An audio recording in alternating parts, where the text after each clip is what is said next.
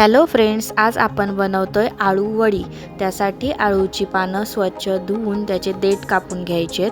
मिक्सरच्या भांड्यामध्ये लसूण, मिरची, जिरं, हळद आणि मीठ टाकून पेस्ट तयार करायची। तयार पेस्टमध्ये बेसन, पाणी आणि थोडासा गूळ टाकून दाटसर मिश्रण तयार करायचे। हे तयार मिश्रण छान पानावर पसरून लावायचे। वडी तयार करण्यासाठी 3-4 पाने मी एकावर एक लावून घेतली।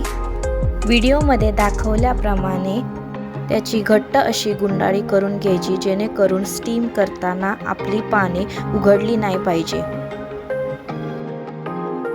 आपण ज्यात वडी स्टीम करणार आहोत त्या भांड्याला थोडं तेल लावून घ्यायचे आणि वडी 15-20 मिनिटे उकडण्यासाठी ठेवून द्यायची।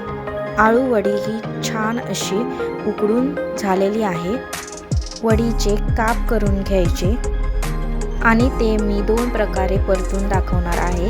एका खोलगट तव्यामध्ये थोडा तेल, मोहरी आणि पांढरे तीळ टाकून वडी छान अशी परतून घ्यायची आणि दुसऱ्या पद्धतीत वडी गरम तेलामध्ये छान गोल्डन ब्राऊन होईपर्यंत कुरकुरीत अशी तळून घ्यायची आहे। तयार झाली आहे आपली आळू वडी।